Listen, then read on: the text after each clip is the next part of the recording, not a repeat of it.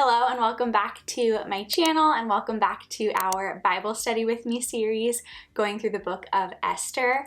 Today's video we're going to be in Esther chapter 9, which is the second to last chapter in this entire book.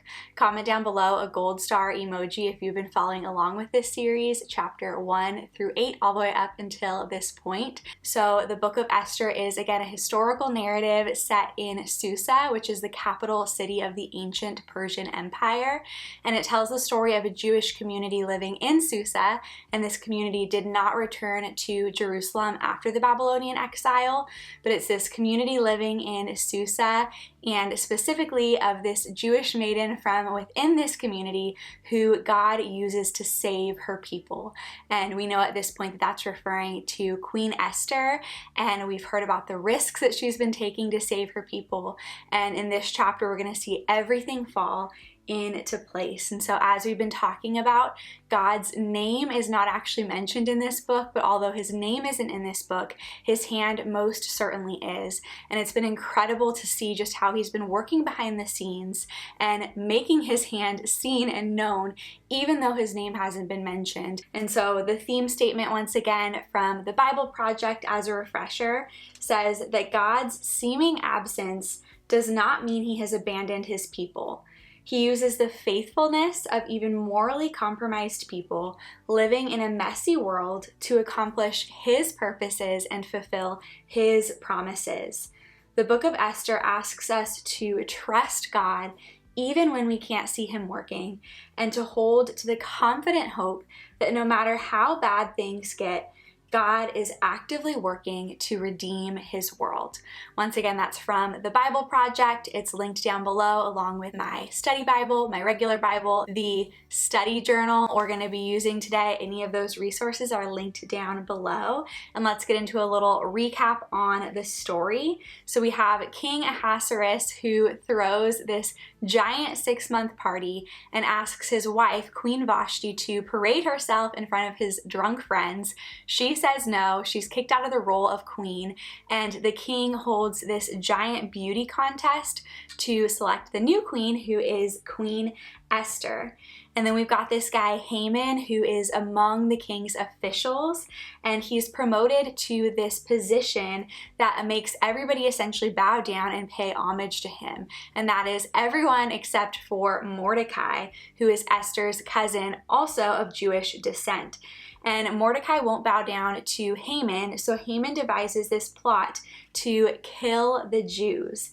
And Esther risks her life to go in to talk to the king to try to save her people, but it's a risk because the king hasn't summoned her to come talk to him, and she could be killed for this. But nonetheless, she fasts and prays for 3 days in preparation for going to talk to the king.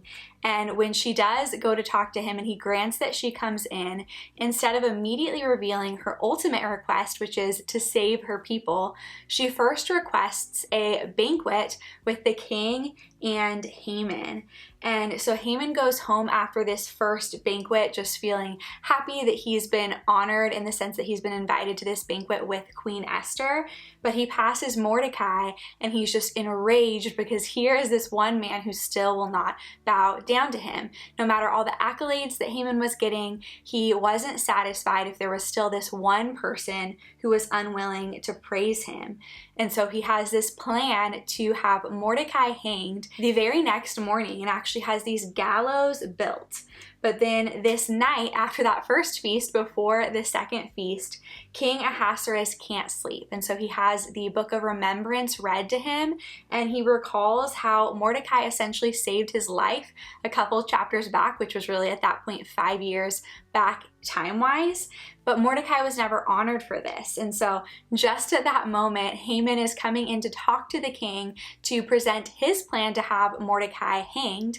But the king sees Haman there and says, "Hey, come in, I need your help with something. What would you do for the man who the king delights to honor?" Haman thinks, that's gotta be me. He tells the king, you should parade this person around the city, and has all these details of what should go into that. And the king says, great idea. Go do all of that for Mordecai. And so now Haman has to parade his mortal enemy, Mordecai, around the city and honor him. And so after this parade, Haman walks home with his head hung in shame. And as he's telling his wife and his friends about everything that's happened, they're essentially warning him, saying, this isn't looking good for you. And right at that moment, the king's eunuchs come to get Haman and take him to the second feast with Esther. So it's at this second feast now that Esther finally presents her ultimate request, which is that her life and the life of her people be spared. And as she's explaining this, the king is saying, who has dared to do this? Like, who has dared to take your lives? And Esther gives the point to Haman, and it's this shock and awe moment where everything is revealed. And Haman right then and there is taken away and hanged on the very gallows he had prepared for Mordecai. Talk about irony. And now, though, it looks like everything is good, but the question still remains, how will this edict that Haman has set in place, how will this edict to destroy the Jews be reversed, because all of the king's edicts are by nature irreversible?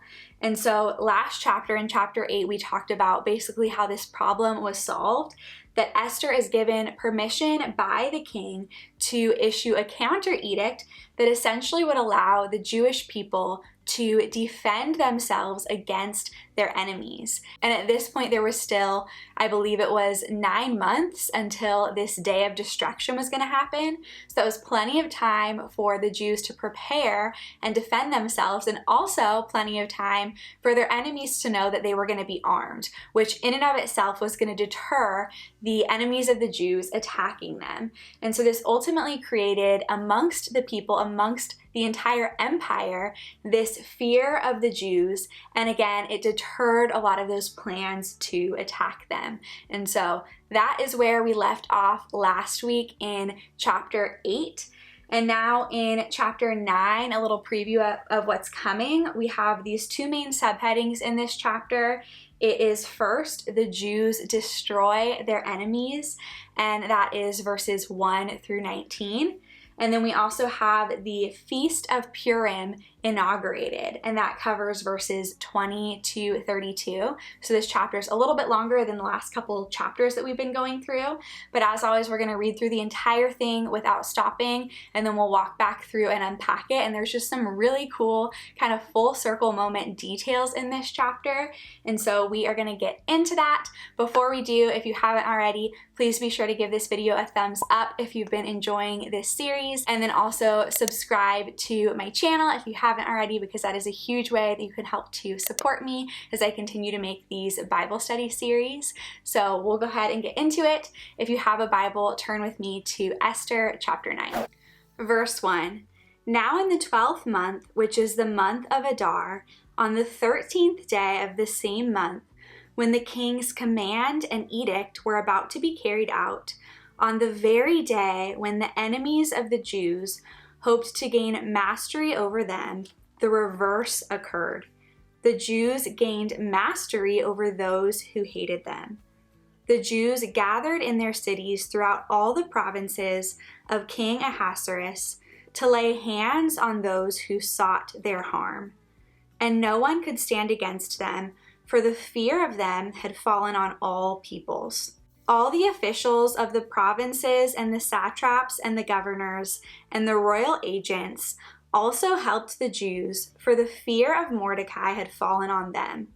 For Mordecai was great in the king's house, and his fame spread throughout all the provinces, for the man Mordecai grew more and more powerful. The Jews struck all their enemies with the sword, killing and destroying them, and did as they pleased to those who hated them. In Susa the citadel itself, the Jews killed and destroyed 500 men, and also killed Parshandatha, and Dalphin, and Aspatha, and Poratha, and Adalia, and Aridatha, and Parmashta, and Arisai, and Aradai, and Vizatha, the 10 sons of Haman, the son of Hamathadah, the enemy of the Jews. But they laid no hand on the plunder. That very day, the number of those killed in Susa the citadel was reported to the king. And the king said to Queen Esther, "In Susa the citadel, the Jews have killed and destroyed 500 men and also the 10 sons of Haman. What then have they done in the rest of the king's provinces? Now what is your wish? It shall be granted you. And what further is your request? It shall be fulfilled." And Esther said, "If it please the king, let the Jews who are in Susa be allowed tomorrow also to do according to this day's edict. And let the 10 sons of Haman be hanged on the gallows." So the king commanded this to be done. A decree was issued in Susa, and the 10 sons of Haman were hanged. The Jews who were in Susa gathered also on the 14th day of the month of Adar, and they killed 300 men in Susa, but they laid no hands on the plunder. Now the rest of the Jews who were in the king's provinces also gathered to defend their lives and got relief from their enemies and killed 75,000 of those who hated them, but they laid no hands on the plunder. This was the 13th day of the month of Adar, and on the 14th day they rested and made that a day of feasting and gladness. But the Jews who were in Susa gathered on the 13th day and on the 14th and rested on the 15th day, making that a day of feasting and gladness. Therefore the Jews of the villages who live in the rural towns hold the 14th day of the month of Adar as a day for gladness and feasting, as a holiday, and as a day on which they send gifts of food to one another. And Mordecai recorded these things and sent letters to all the Jews who were in all the provinces of King Ahasuerus, both near and far, obliging them to keep the 14th day of the month of Adar and also the 15th day of the same, year by year, as the days on which the Jews got relief from their enemies, and as the month that had been turned for them from sorrow into gladness, and from mourning into a holiday, that they should make them days of feasting and gladness, days for sending gifts of food to one another and gifts to the poor. So the Jews accepted what they had started to do and what Mordecai had written to them. For Haman the Agagite, the son of Hammedatha, the enemy of all the Jews, had plotted against the Jews to destroy them and had cast that is, cast lots, to crush and to destroy them. But when it came before the king, he gave orders in writing that his evil plan that he had devised against the Jews should return on his own head, and that he and his sons should be hanged on the gallows. Therefore they called these days Purim, after the term Pur.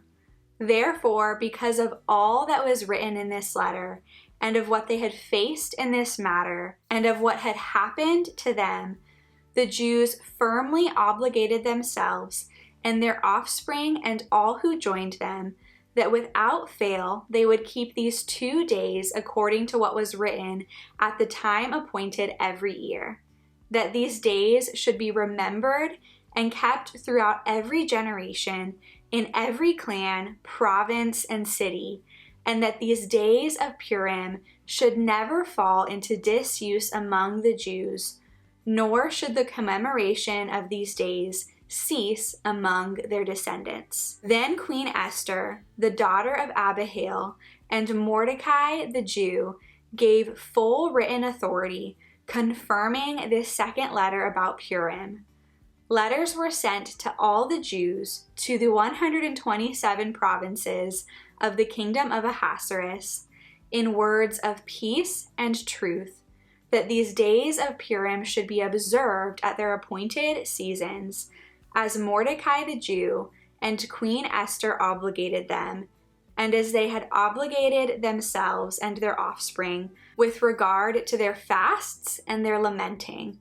The command of Queen Esther confirmed these practices of Purim, and it was recorded in writing. All right, so let's go ahead and unpack Esther chapter 9. I just love this chapter, and specifically that verse in the very beginning, chapter 1, that says that the very day that the enemies of the Jews hoped to gain mastery over them, the reverse occurred, and instead the Jews gained mastery over their enemies. And that is really essentially what this entire chapter is talking about. It is yet another climactic moment where the tables are finally being turned on the enemies of the Jews. And there's this complete reversal of everything that has been happening so far, where God undoes what was being done against the Jews. So let's unpack it a little bit. First, here I have a note from the Enduring Word commentary on verse 1 and 2.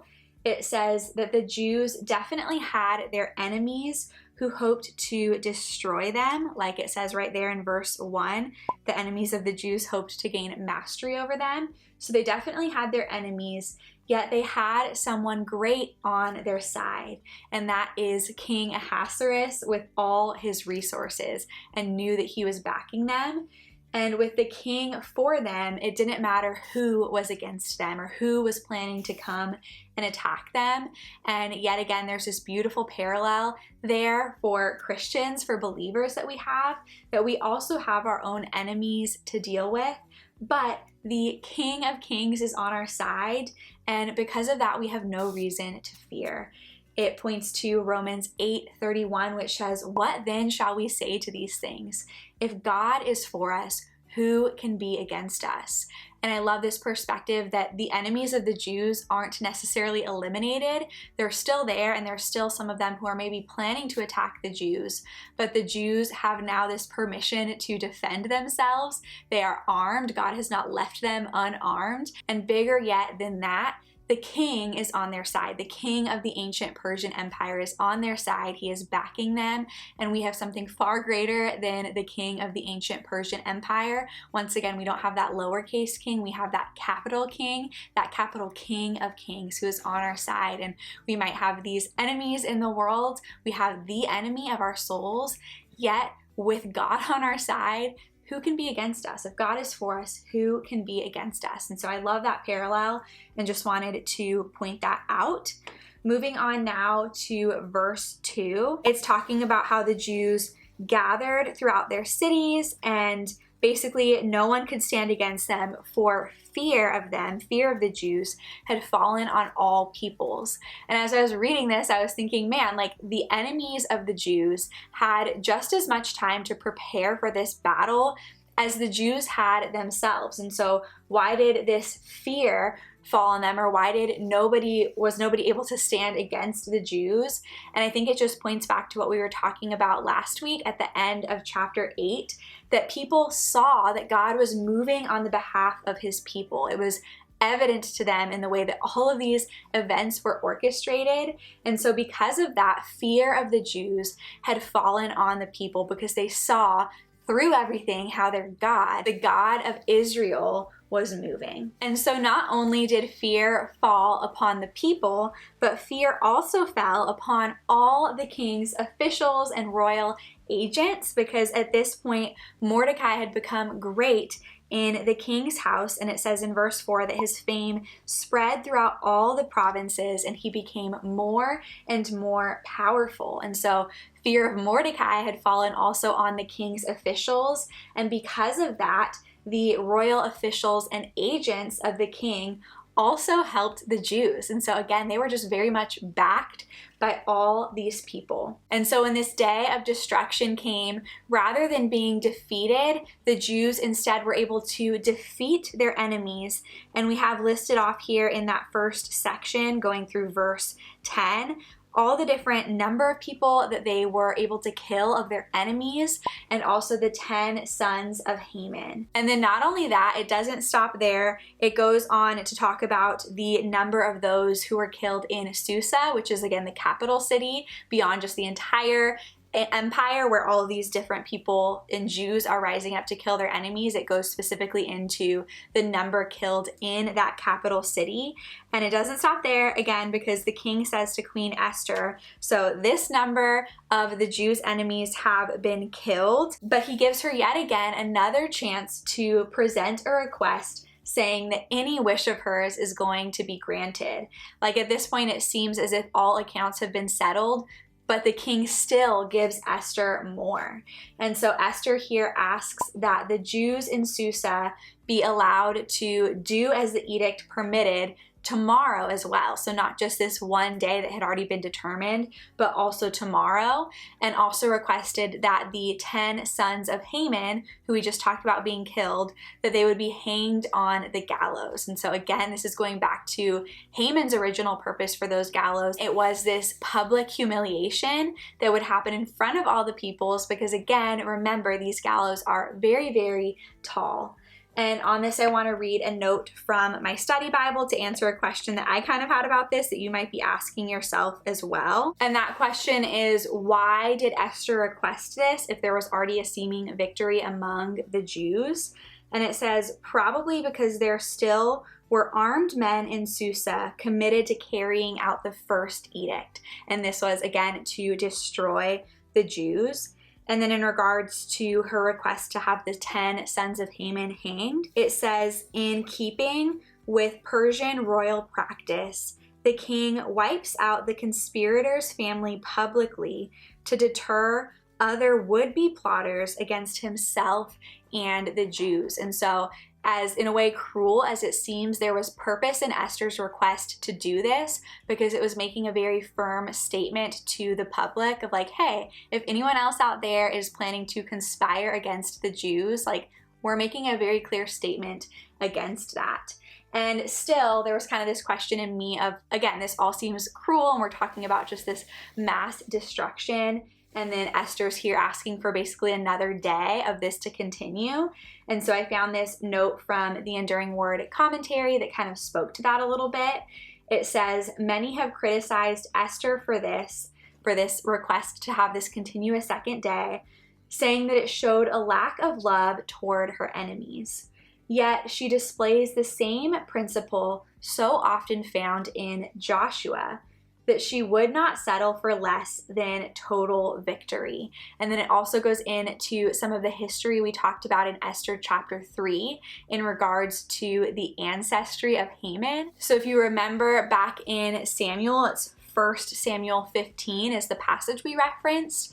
In this passage, we have King Saul, who was commanded to basically destroy all the Amalekites. And God gives him this command, but he kind of halfway obeys it and ignores the command to fully wipe out this enemy of God's people. It's basically because of Saul's lack of complete obedience, that now people like Haman lived through this line, who Haman was an Agagite, which was basically the royal family of the Amalekites. And so these people who were now trying to plot against God's people and kill the Jews existed because Saul did not obey God's initial command way back to completely wipe out these enemies of God's people. And so this note from the commentary says, whereas Saul ignored God's command to execute the full extent of God's judgment against the Amalekites, this later descendant, Esther and Mordecai, completed God's judgment against the Amalekites. And so essentially, in one respect, though it seems like, man, why did Esther do this? In actuality, she is now completing that full command to just wipe out these people who are coming against God's people in the way that King Saul many years before did not. And so again, it's kind of this full circle moment where that judgment and that execution is being fully done. And so in all of this counterattack by the Jews to defend themselves against their enemies, we see repeated several times that the Jews laid no hands on any of the plunder. And I want to read another note from my study Bible on this, but it basically says that the Jews were allowed to take plunder. It actually says that in Esther chapter 8 verse 11, when the counter edict is issued, it says that they're able to basically defend themselves, to destroy, kill, annihilate, and it also says that they were allowed to plunder their goods.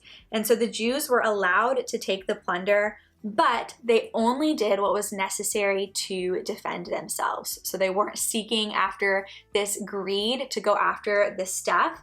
They were simply defending themselves against their enemies. And so moving on now, as we get past those 2 days where the Jews are defending themselves, we have now the second subheading where it says the Feast of Purim inaugurated. And basically the 14th and the 15th day of the month of Adar were memorialized after all of this as days of celebration for the Jews. So basically this was the month that they got relief from their enemies, the month they were supposed to be destroyed, but instead got relief. And it was the month that had been turned from sorrow into gladness and from mourning into a holiday, which again, I think just really speaks to how God works, that He brings that place of shame to a place of honor. He turns our mourning to gladness. And that is what happened here with the Jews. This very month was supposed to be the month they were destroyed, and now it is going to be a month of celebration. And so basically it is implemented here that they would celebrate these days with feasting and gladness, and then also by sending gifts of food to one another and gifts to the poor. And this echoes what we saw back in Esther chapter 2 when Esther was chosen as queen, and in celebration of this, it was also a feast that was given, there was a remission of taxes, and the king gave gifts with royal generosity. And so we see something kind of similar here, that is a part of how the Jews are now going to be celebrating this new holiday. Another note from my study Bible says that this section, as we're talking about the first day of fighting and then also the second day of fighting, it says that these verses explain why 2 different dates arose for celebrating the deliverance of the Jews. In rural areas, the fighting was completed on the 13th day of Adar, which was the initial day in both of the edicts. So they celebrated on the 14th day, the day when there was no more fighting. But in Susa, the capital, it did not finish, the fighting did not finish until the 14th, so they celebrated on the 15th, as they were still doing when Esther was written. And so that just kind of gives some explanation there to clarify why there were 2 different dates of celebration. And then as for the name of the feast, again, it is called the Feast of Purim. And that kind of goes back to what we talked about back in Esther chapter 3, that this comes from the Hebrew word pur or pure. I think it's pur, but basically this means the lot or the dice, and specifically this is referring here to Haman's dice that he used when he was casting lots to determine when the destruction of the Jews would take place, when he's coming up with this evil plot. And the amazing thing here is that in God's providence, the very day that Haman chose by chance to destroy the Jews was the very day that God had already determined to instead give the Jews victory. And so we see God again just flipping things on their head and pre-planning this very day that was set out and meant to be a day of destruction for a day of victory. And then in verse 28, as we continue to talk about the implementation of this new holiday, it says that these days should be remembered and kept throughout every generation. And something I just wanted to point out about this is that this echoes a principle we see all throughout the Bible, that whenever God moves in a great way, He commands His people to remember. Again and again, He tells us to remember His works because we as a people are so prone to forget. And so remembering God's deliverance here for the Jews was going to be so crucial because, again, all too often we forget the great works that God has done once we no longer feel that desperation of our need for His deliverance. In that moment when we don't see how things are going to work out or how God is going to come through for us, we are just desperate to see Him move, desperate to see Him act. But then oftentimes when that's alleviated and we're okay, it's easier for us to forget the way that he came through for us and the way that he showed his power and the way that he moved. And that is why God gives this command to the Jews and also to us to remember the things that he has done. In verse 29 through 32, we see that Esther is now writing an edict to all the 127 provinces, confirming the implementation of this new feast and celebration.